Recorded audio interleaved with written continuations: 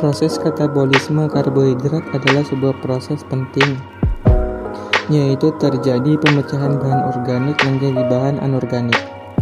Karbohidrat merupakan sumber energi yang penting bagi tubuh.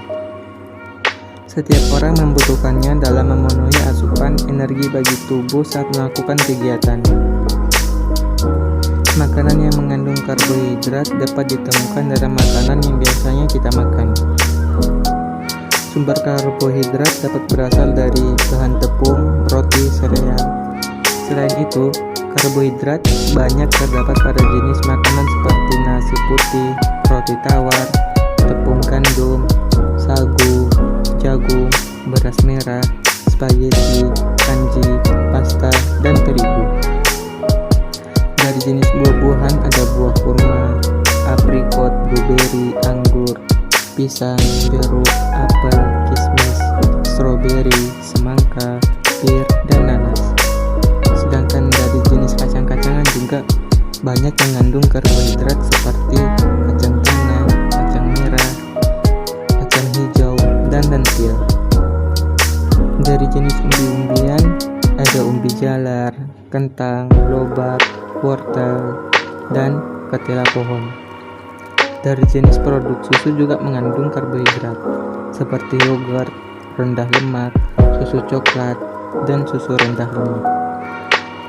Makanan ringan seperti coklat, permen, kue kering, dan cake pun mengandung karbohidrat. Jenis-jenis dan fungsi karbohidrat. Unsur penyusun dari karbohidrat adalah unsur C, K, dan O. Unsur tersebut berasal dari proses fotosintesis tumbuhan hijau. Karbohidrat digolongkan menjadi gula, tepung, dan selulosa. Dari jenis ukuran molekulnya, karbohidrat dibedakan menjadi 3 golongan, yaitu sebagai berikut. Yang pertama, monosakarida. Monosakarida merupakan jenis karbohidrat paling sederhana dari susunan unsurnya. Karbohidrat ini hanya terdiri atas beberapa atom C yang meliputi glukosa, fruktosa, dan galaktosa. Yang kedua, disakarida.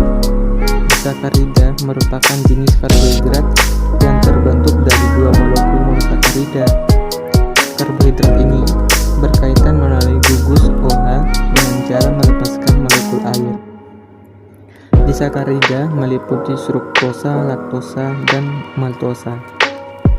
Yang ketiga, polisakarida. Polisakarida adalah jenis karbohidrat yang terbentuk dari banyak sakarida. Polisakarida terdiri atas amilum, glikogen, dan selulosa. Sebagai sumber energi, karbohidrat mempunyai fungsi utama sebagai sumber energi bagi tubuh. Dalam setiap gram karbohidrat dapat menghasilkan 4 kalori. Karbohidrat berada di dalam tubuh, yaitu sebagian berada di sirkulasi darah yang berbentuk glukosa untuk menyuplai energi, dan sebagian berada pada organ tubuh, bagian hati, serta jaringan otot sebagai glikogen. Karbohidrat yang tersisa akan diubah menjadi lemak yang disimpan sebagai cadangan makanan di jaringan lemak. Hal inilah yang nantinya dapat menyebabkan kegemukan karena terlalu banyak mengonsumsi karbohidrat. Pemberi rasa manis saat makan. Karbohidrat dapat menjadikan rasa manis pada makanan. Saat Anda mengunyah makanan terus-menerus, Anda dapat merasakan bahwa nasi yang Anda kunyah tersebut akan terasa manis. Hal tersebut terjadi karena ada monosakarida dan disakarida. Gula tidak menyuplai rasa manis yang sama seperti karbohidrat. Selain itu, fruktosa mempunyai sejenis gula yang mempunyai rasa paling manis.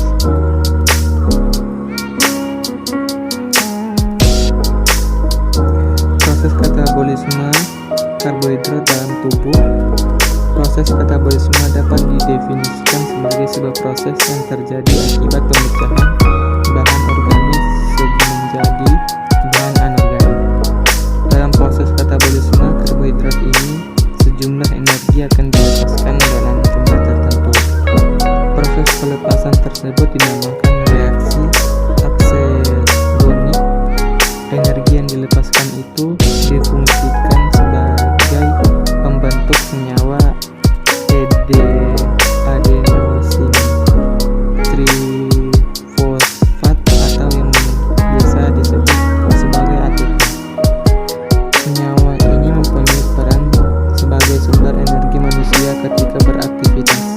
katabolisme juga biasa disebut sebagai respirasi sel.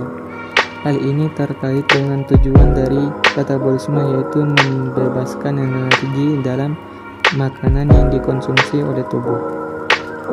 Jika dalam pemecahan suatu zat melibatkan adanya oksigen atau aerob, maka proses tersebut dinamakan proses respirasi.